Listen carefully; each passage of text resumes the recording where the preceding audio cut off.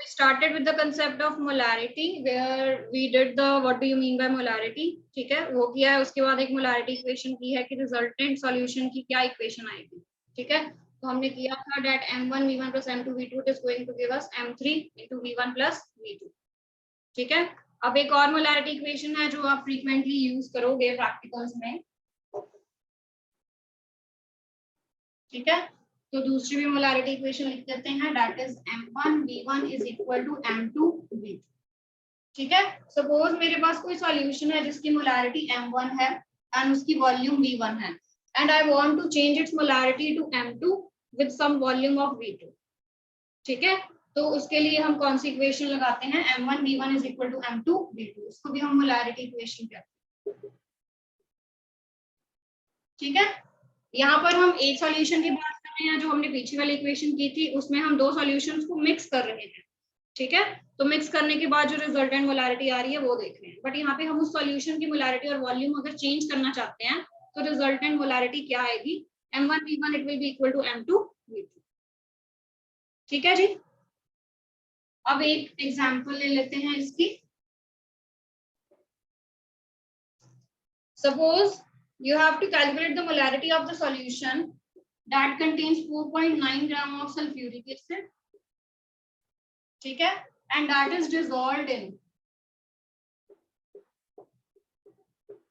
250 ml of solution, ठीक है। ये चीज आपको गिवन है, आपने मोलारिटी फाइंड करनी है, ठीक है। तो निकाल लेते हैं मोलारिटी। मोलारिटी के फॉर्मूला के अकॉर्डिंग हम क्या कहते हैं, मोलारिटी इज इक्वल टू, यहाँ पे हम बात करते हैं ग्राम मोल्स की, ठीक है। तो पहले मोल्स निकाल लेते हैं। Moles is equal to given mass divided by molar mass. Molar mass of sulphuric acid is H2SO4 का मोलर मास आ जाता है 98, यू कैन कैलकुलेट, ठीक है। तो हमने सबसे पहले ग्राम मोल्स निकाल लिए हैं, उसको हम लिख लेते हैं, divided by volume of the solution in litres. यहाँ पे हमें मिलीलीटर्स में गिवन है, तो 250 को हम डिवाइड कर देंगे 1000 के साथ to convert it into litres, ठीक है। So your answer will be molarity of the solution, it will be 0.2 moles per litre, ठीक है। यहाँ आप सिंपली इसको लिख सकते हैं 0.2 m। कैपिटल M का मतलब हम यहाँ पे मोलारिटी बता रहे हैं, ठीक है। तो in this way you have to solve the numericals. तो ऐसे ही आपको न्यूमेरिकल्स आएंगे, राइट। अब उसके बाद एक नेक्स्ट टर्म कर लेते हैं, दैट इज मोलैरिटी।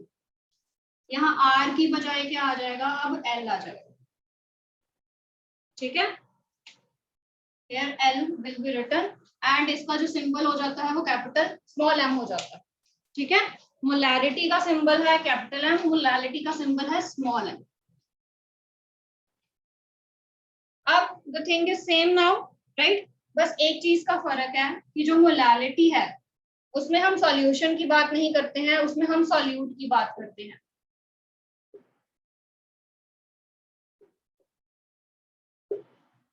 तो ऊपर वाली चीज सेम है, that is the gram moles of the solute. उसको हमने कितने में मिक्स किया हुआ है, here we are taking the mass of the solvent. अगर आप मोलैरिटी देखो, मोलैरिटी में हम नीचे लिखते हैं volume of the solution in litres. Molarity में हम उस सॉल्वेंट का मास ले रहे हैं and that too in KG, ठीक है। We are taking the mass of the solvent here and that should be in KG, ठीक है। तो इसका मतलब क्या है कि यहाँ पर हमें उस चीज की, उस सॉल्यूशन की डेंसिटी भी कंसीडर करनी पड़ेगी। We have to consider the density of the solution if we are dealing with the molality, ठीक है। अगर हम मोलालिटी के साथ डील कर रहे हैं तो मास कहाँ से आएगा, ठीक है।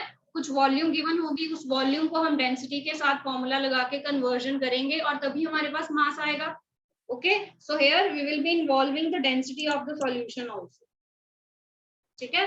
तो मोलालिटी के लिए हमें उस सॉल्यूशन की डेंसिटी पता होनी चाहिए,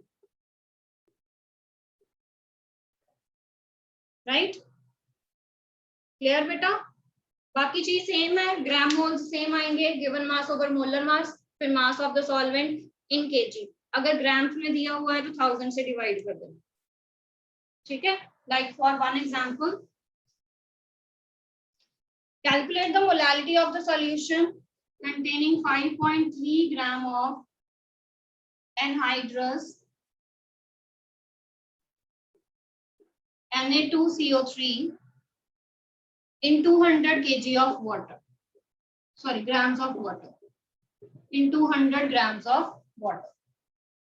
अब मोलालिटी कैलकुलेट करनी है इसकी, तो given mass over molar mass, Na2CO3 का मोलर मास निकाल लेंगे सबसे पहले।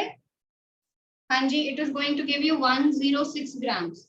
आप कैलकुलेट कर सकते हो साथ साथ में, ठीक है। सोडियम का 23 है, कार्बन का 12 है, ऑक्सीजन का 16 है, तो जब आप इनको प्लस करोगे तो it will be giving you 106। तो it will B divided by molar mass, mass of the solvent in KGs, हमें कितना दिया हुआ है, ग्राम्स में दिया है, तो यहाँ पे हम उसको 1000 के साथ क्या कर देंगे, डिवाइड कर देंगे, ठीक है। तो when you are going to solve it you will be getting 0.25, ठीक है, मोल तो एज इट इज रहेगा पर केजी, और you can write down 0.25 m, small m is molality, ठीक है बेटा, small m is molality.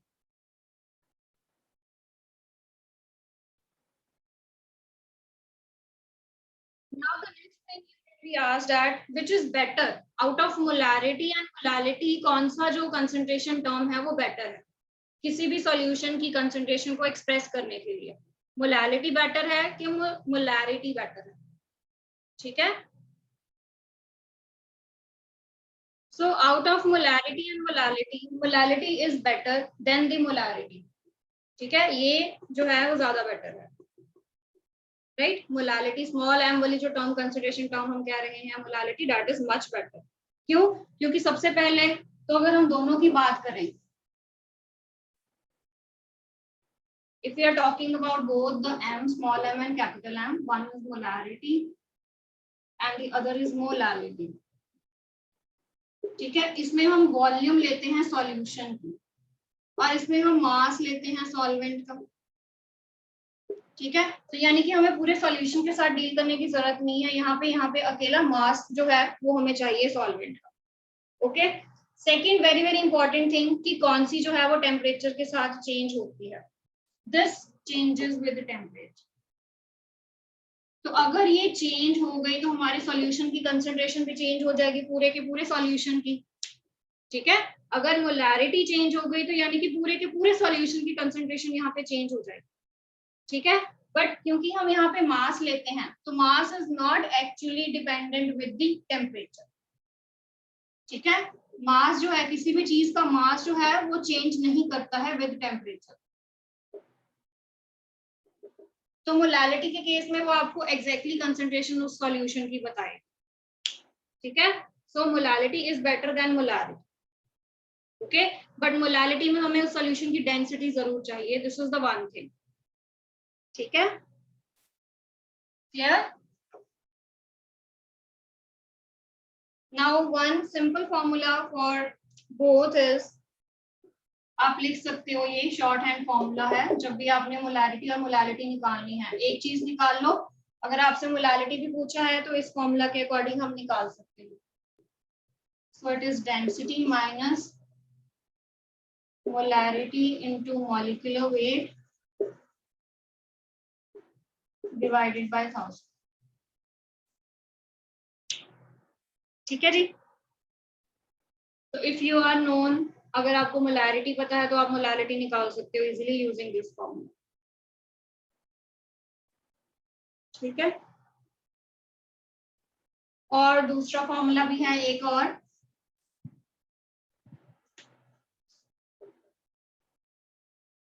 molarity divided by molality, it is going to give you density of solution, मैं थोड़ा शॉर्ट में लिखने लगी हूँ क्योंकि थोड़ा फॉर्मूला बड़ा है, ठीक है, into volume of solution इसको हमने करना है माइनस मोल्स ऑफ सोल्यूट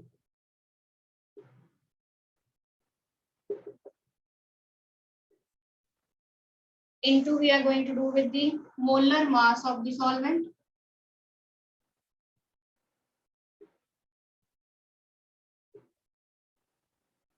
ठीक है जी. Next we will be dividing it with the volume of solution in liters. ठीक है, तो ये बिल्कुल सिंपल फॉर्मूला है. सो सॉल्यूशन की डेंसिटी और वॉल्यूम को मल्टीप्लाई करो. ठीक है, यहाँ पे मोल्स और molar mass of the solute को मल्टीप्लाई करो. यहाँ पे हम सॉल्यूशन की बात कर रहे हैं, देन सॉल्यूट की divided by volume of the solution and that should be in litres. ठीक है जी, तो ये दोनों सिंपल फॉर्मूलाज हैं. अगर आपको एक चीज पता है तो दूसरी आप निकाल सकते हो. Okay, using this formula. Clear ma'am? जो ऊपर वाला coming to the next concentration term, again that is very important. So this is normality denoted by capital M. This is normality denoted by capital M. अब इसको ध्यान से समझना है. अब ये क्या है? The number of gram equivalents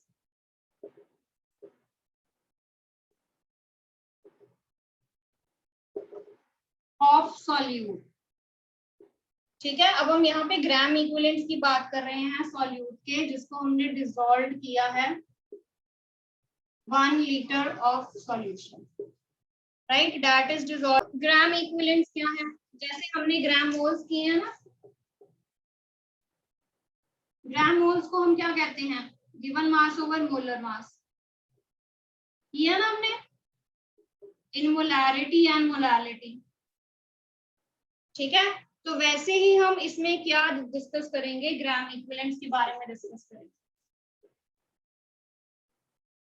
अब ग्राम इक्विवेलेंट्स किसके इक्वल है? यहाँ पे ग्राम इक्विवेलेंट्स अगेन मास है सॉल्यूट का, जो आपको गिवन मास होगा वो तो हमने लिखना ही लिखना है. उसके नीचे आ जाता है इक्विवेलेंट मास.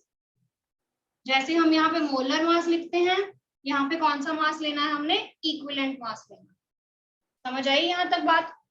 ठीक है, नॉर्मेलिटी और मोलालिटी में हमने ग्राम मोल्स लिखे हैं, यहाँ पे हम ग्राम इक्विवेलेंट्स लिखेंगे. ग्राम मोल्स क्या होते हैं? मास ऑफ द सोल्यूट, जो आपको गिवन मास होता है, डिवाइड कर देते हैं हम मोलर मास के साथ. ठीक है, सिमिलरली ग्राम इक्विवेलेंट्स की बात करें तो gram equivalents mass of the solute that is given to you divided by equivalent mass. ठीक है, अब यहाँ पे इक्विवेलेंट मास जो है वो डिफरेंट टर्म है, जो हम कैसे निकाल लेंगे? राइट, अब इक्विवेलेंट मास, ये जो चीज है ये आपने कैसे निकालनी है नाउ? तो ये हर एक चीज के लिए डिफरेंट होता है. जैसे इक्विवेलेंट मास हमने निकालना है फॉर द एसिड, तो उसके पहले हम लिखेंगे उसका मोलर मास और उसको डिवाइड कर देंगे with its basicity. Basicity means number of replaceable H positive ions. That is going to give you the equivalent mass of that acid. ठीक है, अगर मुझे इक्विवेलेंट मास देखना है बेस का, again you will be writing the molar mass of that base divided by its acidity. Acidity means कितने उसके पास OH negative ion replaceable है, number of replaceable OH negative ions. जैसे यहाँ पे एसिड की बात कर लेते हैं H2SO4, ये अपने कितने हाइड्रोजन्स जो हैं वो आयंस की फॉर्म में रिलीज कर सकता है? 2. तो इसकी बेसिसिटी कितनी हो जाती है यहाँ पे? 2. ठीक है, similarly if we talk about base NaOH की बात कर लें तो इसके कितने OH आयंस रिप्लेसेबल हैं? तो 1 है. इसकी एसिडिटी कितनी हो जाती है? That is 1. MgOH ट्वाइस की एसिडिटी कितनी हो जाएगी? दैट विल बी 2, क्योंकि ये अपने 2 OH नेगेटिव आयंस जो है वो रिप्लेस कर सकता है. ठीक है, तो इन दिस वे हम एसिडिटी एंड बेसिसिटी जो है वो काउंट करते हैं. सिमिलरली अगर आपको कोई सॉल्ट गिवन है, NaCl का सॉल्ट ही ले लेते हैं हम. ठीक है, अगर हमने किसी सॉल्ट का इक्विवेलेंट मास निकालना है तो again molar mass of the salt right. उसके बाद हम उसको डिवाइड कर देंगे टोटल पॉजिटिव और negative ion on the salt. ठीक है, या सीधी सी बात कर लो, टोटल पॉजिटिव और नेगेटिव आयन कितना है। जैसे NaCl है, 1 पॉजिटिव है 1 नेगेटिव ही होगा। ठीक है, तो या तो आप पॉजिटिव कंसिडर कर लो या नेगेटिव कंसिडर कर लो, क्योंकि दोनों सेम ही होंगे। राइट, KCl ले लो, K positive Cl negative. Okay, तो सॉल्ट्स के केस में जो पॉजिटिव आयन है that will be equal to the negative ion. Right, MgSO4 है, Mg2 पॉजिटिव है, SO4 2 नेगेटिव है। तो जितना पॉजिटिव चार्ज होगा उतना ही नेगेटिव चार्ज है, तो आप उन दोनों में से कुछ भी ले सकते हो। ठीक है, सिमिलरली अगर आपने इक्विवेलेंट मास निकालना है किसी एलिमेंट का, जैसे कैल्शियम का ही निकालना है आपने, तो कैल्शियम का लिखना है आपने एटॉमिक मास, या उस एलिमेंट का मास लिख देंगे हम। ठीक है, atomic mass of the element, और नीचे हमने लिखनी है उसकी वैलेंसी। जैसे हम कैल्शियम का ही निकाल रहे हैं, कैल्शियम का हमने 40 लिख देना, नीचे उसकी वैलेंसी आ जानी है 2। ठीक है जी, so it is going to give you 20. So in this way we will be calculating the equivalent mass. So given mass divided by equivalent mass, that is going to give you gram equivalents. ठीक है,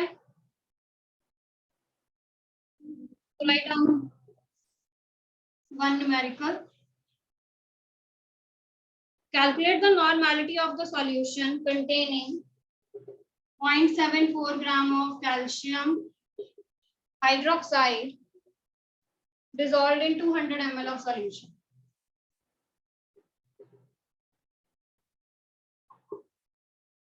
So you have to find the normality of the solution. देखो, सबसे पहले हम निकालते हैं equivalent mass of base, that is calcium hydroxide. तो equivalent mass मैंने अभी आपको बताया है, that should be equal to the molar mass. Molar mass कितना आया इसका? 74 मोलर मास आया है।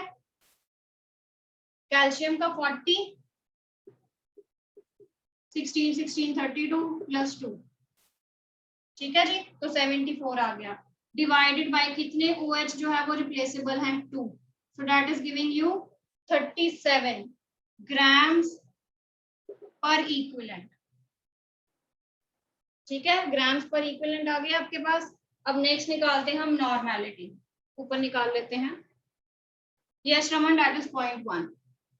अब नॉर्मेलिटी निकालने के लिए गिवन मास कितना है 0.74 डिवाइडेड बाय इक्विवेलेंट मास जो हमने 37 निकालना है। ठीक है जी, फिर उसके बाद volume of the solution that is 200 millilitre, given to you. Millilitres में है तो उसको 1000 में कन्वर्ट कर लो, to convert it into litres.